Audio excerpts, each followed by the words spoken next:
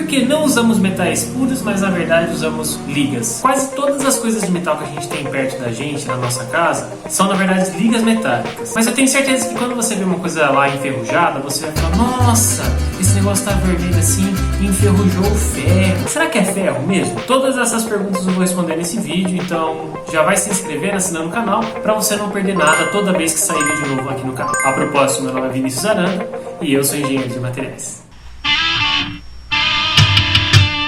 Bom, isso aqui eu tenho alguns elementos aqui misturados. Esse aqui é o vanádio, esse daqui grandão é o cromo, tem titânio, tem nióbio, tá tudo aqui dentro disso aqui. Todos esses elementos são elementos puros, os mesmos elementos que a gente vê lá na tabela periódica, e eles são desse jeito. O vanádio, ele tá desse jeito feião, porque eu não decapei, eu não limpei a superfície dele, então ele tá todo, que a gente diria, enferrujado, mas tá com um monte de óxido aqui. Se você quer saber como que eu faço essa limpeza, eu fiz um vídeo mostrando todos os passos de como eu faço uma liga aqui na universidade, então como a gente produz essa liga a partir dos elementos puros, e uma das etapas é a limpeza que eu falei aqui de decapagem. Então você pode acessar aqui o card que eu vou deixar no lado. Mas a maioria dos metais que a gente tem aqui, né, eles são encontrados na natureza em forma de óxidos. A gente não vai encontrar um metal desse jeito bonitinho igual o cromo que tá aqui. E aí vão entrar as empresas lá e vão extrair esses materiais, né, vão lá abrir aquelas minas e tem todo um problema social, um problema ambiental associado. Não é o foco do vídeo aqui, mas eles vão lá para extrair esses materiais, processar para transformar nisso daqui. E aí cada metal vai ter as suas características, né, e vão ter um processo diferente. Mas de modo geral eles vão extrair o óxido, transformar no metal puro. Ou seja, a gente não vai encontrar nióbio ou o titânio desse jeito aqui lá no meio da terra, né, bonitinho, lá uma barra linda, você só vai usar. Se você encontrar, provavelmente alguém foi lá, cavou e jogou ali para você, né, e deixou ali escondido. Por isso existem as siderúrgicas que vão fazer esse processo, né, de remoção aí do oxigênio que está lá em contato com esse metal e transformar eles no metal puro. Esse é um processo extremamente caro, extremamente demorado, né? Isso não é de uma hora para outra. Você não vai pegar o ferro, transformar ele, né, o óxido de ferro em ferro sozinho. Isso gasta energia, isso leva tempo. Isso é importante porque quando a gente encontra uma mina de extração de qualquer tipo de minério, né, no caso de minério de ferro, seja, ela vai estar nesse formato de óxido porque é a menor energia. É mesmo? É? Na natureza, tudo tende a ter a menor energia. Quando a gente vai falar dos metais, a gente só vai contar esses metais no seu estado de menor energia, e nesse caso em formato de óxido. Ai, que burro, dá zero pra ele. Por isso que transformar ele em metal é caro, leva tempo, gasta muita energia, e principalmente se a gente esquentar esse metal, deixar ele lá abertão, bonitão, líquido, em contato com o oxigênio, provavelmente ele vai tender a se oxidar de novo, e a quantidade de oxigênio vai aumentar, e ele vai acabar se tornando um óxido de novo por causa dessa tendência de querer ficar no estado de menor energia. O estado metálico é o estado mais energético. E aqui, quanto mais limpo for esse metal, ou seja, quanto mais puro for ele, tal que a gente às vezes quer muito para ouro, prata, que são os metais preciosos, mais caro fica, né, esse metal final que a gente vai encontrar depois desse processo. O que a gente chama de impureza pode ser qualquer coisa, né? Vamos extrapolar, né? Pode ser um outro metal, pode ser outros elementos químicos como carbono, hidrogênio, nitrogênio, fósforo, enxofre, que vai depender provavelmente lá da localização onde foi aberta aquela mina, qual que são os metais que estão sendo extraídos ali, né, e como que é esse processo, né, de formação do metal puro. Mas quanto mais caro fica, só para você ter uma ideia, se a gente fosse comprar 1 kg de ferro com uma pureza maior do que 99%, a gente iria pagar mais ou menos uns R$450. Isso vai depender, né, do lugar onde você vai comprar, mas, né, considerando o processo, é esse valor. Mas se a gente quisesse uma pureza de 99,98%, esse preço, né, de 1 kg aumentaria para mais ou menos R$1.300, R$1.400. É muito mais caro a gente produzir um metal muito puro do que um metal com uma certa quantidade de impureza.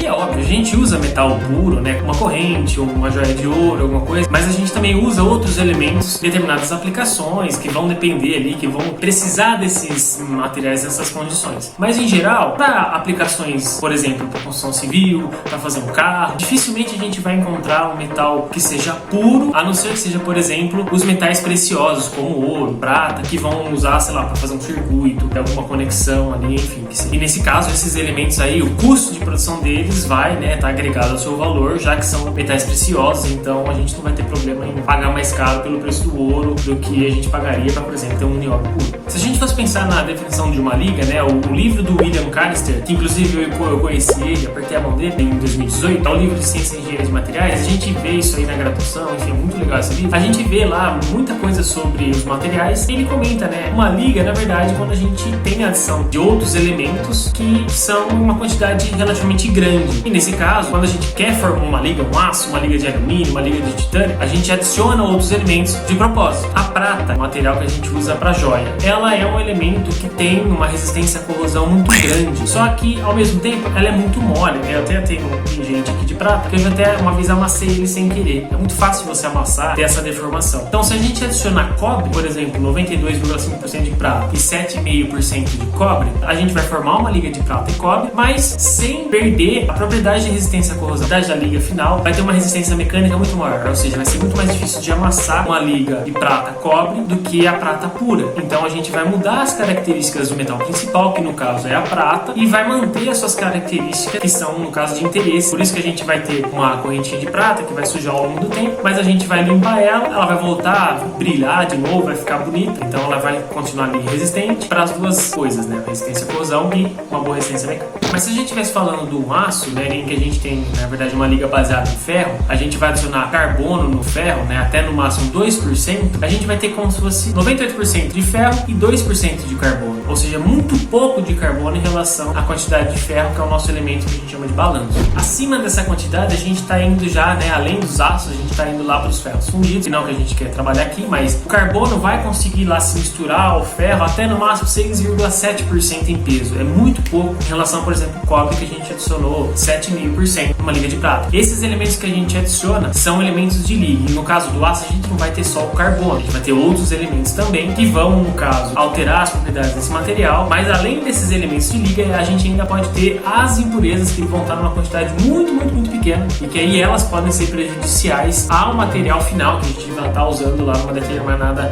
aplicação. Mas então por que a gente não usa metais puros? Qual que é o grande motivo? Acho que um dos principais é o custo. Qual que é o custo para a gente produzir um elemento puro versus a sua aplicação? Às vezes não vale a pena a gente usar, mas um outro ponto importante é quanto às próprias propriedades desse elemento. Cada elemento tem uma propriedade química, mecânica, mas vamos supor que a gente vai construir uma casa. E aí na casa que a gente vai construir, a gente tem que colocar lá o vergalhão, que a gente faz lá o concreto armado. Então a gente tem que comprar os vergalhões de aço e tal, para colocar lá na nossa casa, fazer as colunas, que seja toda a parte estrutural da casa. Os vergalhões de aço são feitos em aço baixo carbono, ou seja, uma quantidade de carbono de até mais ou menos 0,3% de carbono. Óbvio que nesses aços a gente não tem só o carbono, vão ter outros elementos como o manganês, cobre, o cromo, enfim. Mas o ponto aqui é, comparado com o ferro puro, o vergalhão de aço CA50 tem mais ou menos uma resistência a escoamento de 500 megapascal. Agora, o ferro comercialmente puro tem em torno de 180 megapascal. Mas aí vamos pensar que você é uma pessoa assim, não, eu tenho muito dinheiro, já ganhei muito dinheiro na vida, e eu quero construir minha casa com ferro com uma pureza maior do que 99%. Se você chegar para qualquer engenheiro e falar assim, não vai comprar esse vergalhão aí, não, vai colocar esse ferro aqui que eu comprei, provavelmente o engenheiro vai te falar que isso vai ser um problema para a obra e que isso não tá certo, que é melhor seguir para as normas, né, NBR, sobre construção civil, enfim. Mas vai ser muito persuasivo, isso é muito chato. Você vai falar, não, vai usar esse aqui. Vamos supor que ele construa a sua casa com vergalhão de ferro puro, maior que 99% de pureza. Aí depois de construir a sua casa, o engenheiro vai chegar para você e vai falar assim, mas viu, e aí? Você acha que essa casa tá boa? Será que a casa vai aguentar o próprio peso? Isso vai ser um problema. Pode ser que ela aguente o seu próprio peso, mas pode ser que ela esteja no limite de aguentar e não aguentar. Justamente por causa da propriedade do ferro puro. A resistência seria muito menor em comparação com o que a gente tem lá no vergalhão de aço. O que ajuda o aço, né, a ter essa propriedade superior em relação ao metal puro é justamente esses elementos de liga que vão alterar suas propriedades e vão possibilitar a gente chegar na propriedade final, que no caso é a resistência ao escoamento. Por isso, dependendo da peça ou da aplicação, tem metal que sofre tempo seguido de revenimento para aumentar a sua dureza ou a resistência mecânica, igual martelo de funileiro, um eixo de carro, de caminhão, uma engrenagem, a sua superfície fica às vezes mais dura, mais resistente. E isso é graças à composição que a gente tem ali daquele material e também dos tratamentos que são feitos, né, ao longo do processo para atingir a propriedade final e também daquela peça para aquela determinada aplicação. Sem isso, fica muito difícil a gente ter muitos materiais, muitos produtos que a gente tem aí na nossa casa ou que a gente usa no dia a dia, né, só usando os elementos puros. Seria muito mais difícil a gente construir um avião com um elemento puro do que a gente tivesse uma liga de alumínio aí para fazer toda a parte de estrutura que vai ter toda essa resistência mecânica que um avião precisa, mas ser ao mesmo tempo leve o suficiente para ele conseguir decolar. Se você chegou até aqui, não esquece de curtir esse vídeo e assinar o canal. Você pode contribuir para o canal também através do QR Code que está aí na sua tela. Agora, se você quiser saber como se faz pó de metal, eu vou deixar esse vídeo aqui desse lado. Você pode assistir sobre o atomizador, ou se você quiser saber o que tem uma moeda de R$1, você pode assistir esse outro vídeo aqui. Valeu!